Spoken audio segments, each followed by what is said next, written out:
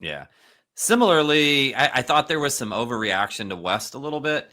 Now, I'm not going to lie. I've probably been the one leading the trumpet as much as anybody about what I think West can do, specifically defensively, uniquely. And then I saw some stuff at the scrimmages that we were able to see at the end of practices as well in terms of what he can do in terms of getting 2 feet into the paint, in terms of hitting outside shots. He did not have a good offensive day. He goes 1 of 8. His first time in Mackey. It's Purdue versus Purdue, but first time in Mackey with Purdue fans in there and everything else. New environment. So offensively was not a great day. But I would say to anybody, like, if we're going to take one scrimmage session of 32 minutes, 36 minutes, and like try to define the entire practice of summer or all the scrimmages that have happened before here, I think we're reaching a little bit. And we've heard things coming out of practice in terms of what he's been able to do, seen things with my own eyes in terms of what he's been able to do. So I would temper the overreaction to that just a little bit. But specifically, Joe, defensively, West was really, really physical. Painter talked in a press conference afterward, basically saying, like, we had real refs here today and it didn't get called much. And the thing is, if you play that physical all the time, AKA Michigan State, AKA Tennessee, AKA like the old Arkansas teams, they're not going to call it every time. And you're going to get like, they're going to let you go a little bit more. What did you see defensively out of West in that scrimmage? I mean, yeah, he is so lanky. I forget what his reported wingspan was. I thought it was like 6'8" or something like that, 6'9". He is just he is built like pretty built too. He's not like jacked, but just like he is just fit and really broad shoulders. It looked like he has the makeup to be an elite defender. Moves really well laterally. Like is a very good athlete. Can pressure the ball. I mean, there's was it Braden? I think he ripped once or twice, like in the same session. Maybe it was Meyer. I forget who, but there was a couple times he was No, just it was Smith. He got a yeah steal and then he punched the ball back and forced a 10-second call in a matter of like 3 or 4 series. yeah exactly, and he has that upside, and I think the shooting like that's kind of who he is. Because right when I watched the film early this offseason, like I know I try to limit outside noise before I watch film as much as possible, but naturally stuff, I hear stuff or whatever. And like you hear this like Wes is a really good shooter in that. And like I watched the first game and it's just like I don't see it. But I was like, all right, let me watch another one. And then I saw it. And I think that's just kind of who he is this streaky kind of shooter, especially going to be early in his career, where he's going to have games where he can go 4 or 5 from three. He's going to have games where he goes 0 of 3. So there's just that aspect, but like my my rule that I've come up with for all the exhibitions and scrimmages, like I don't actually Yeah. take a ton away, but I allow myself one single overreaction to each. And I think mine for this one is that Wes is just already the best perimeter defender on the team, like in terms of on ball, at least on ball. On ball, on ball. Yeah, and even Well, off but ball, he like was I think it can yeah, I be was there going to too. say he Like he's fights still through screens. Like he was fighting through screens like crazy. Yeah. No, he's just like he is incredibly good defensively. Um Already. And there's the upside offensively.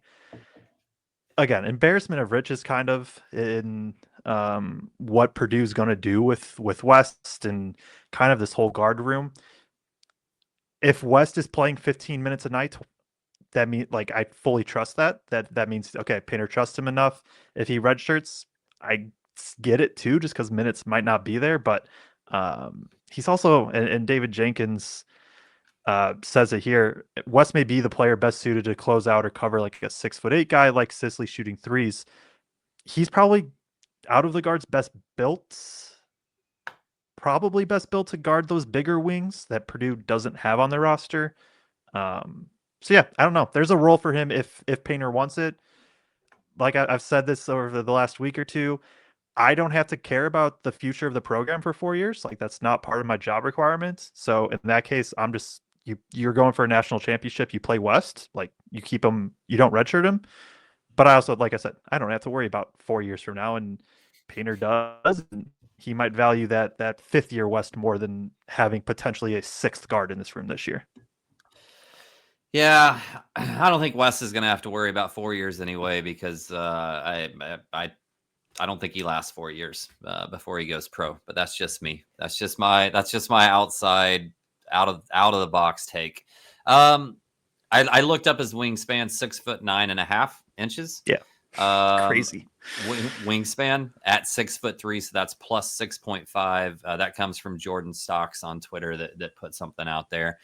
Yeah, I'm with you in terms of where he is at as a defender, whether the offense comes or not.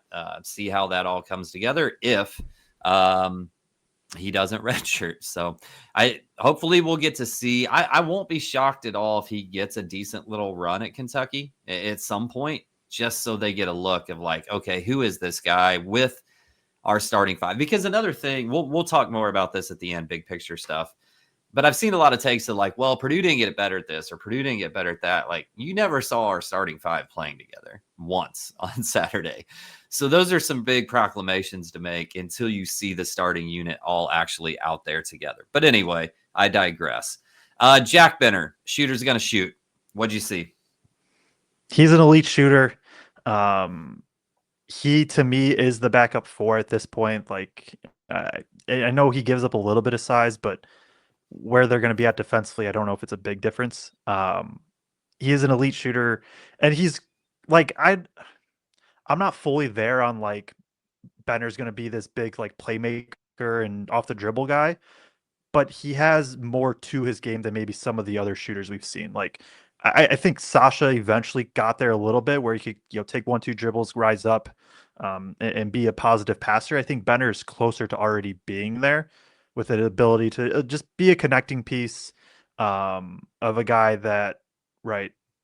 I like he's not going to run pick and rolls, but when Braden Smith runs pick and roll and two guys get sense on him and then they send help off Jack Benner weak side, Benner can either just knock it down or I trust him enough to kind of fly by, get 1-2 dribbles and make the right decision from there.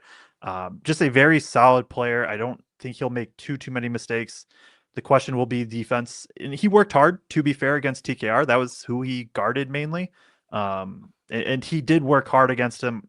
Obviously, there are only so many things he can do against a matchup like that. That'll be the biggest question. But like, also realistically, the backup four is going to play roughly 10 minutes a game, and I think he can fit in that really well.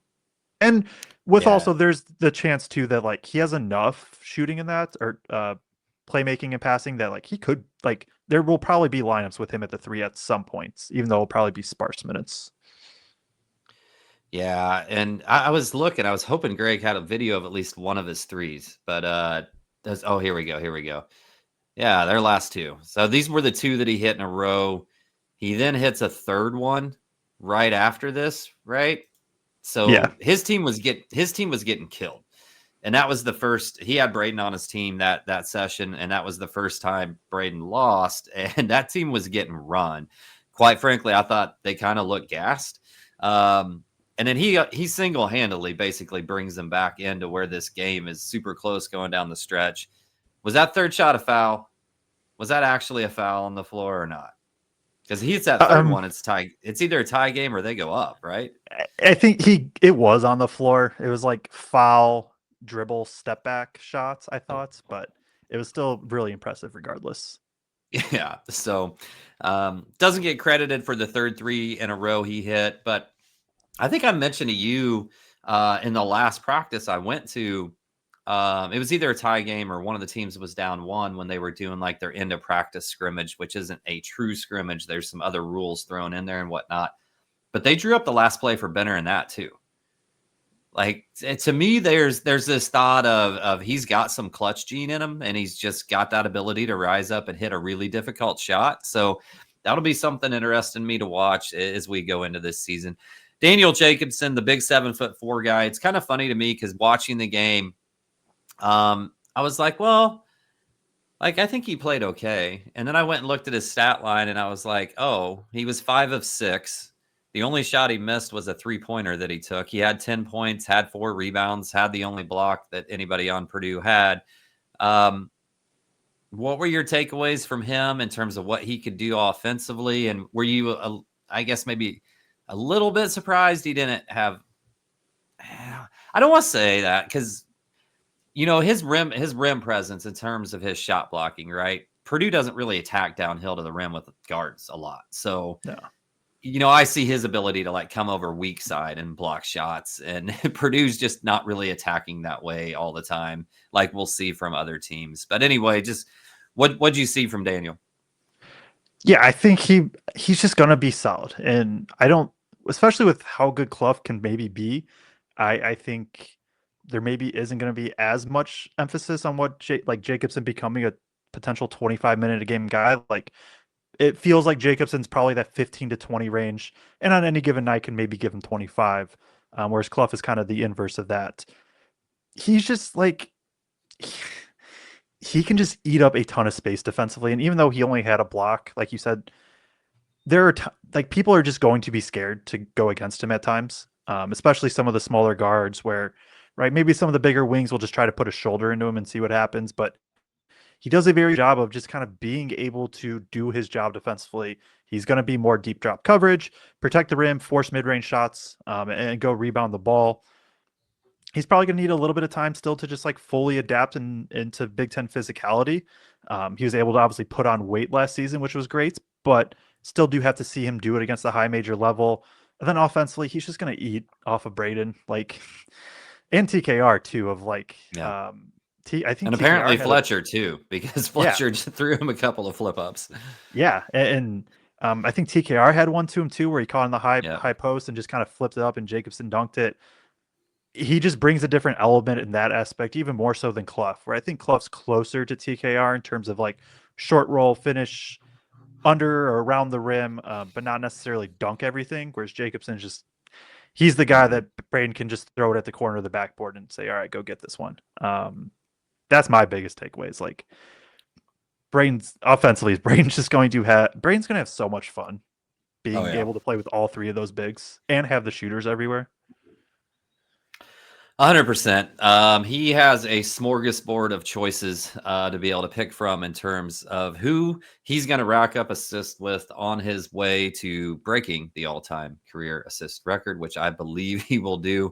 My games that I put a big thing out about how many games it should take him to reach all of these things, and every time I go watch a practice, I'm like, he's probably going to do that a couple games ahead of time because I feel like that assist number is going to go up even more per game than what it did last year.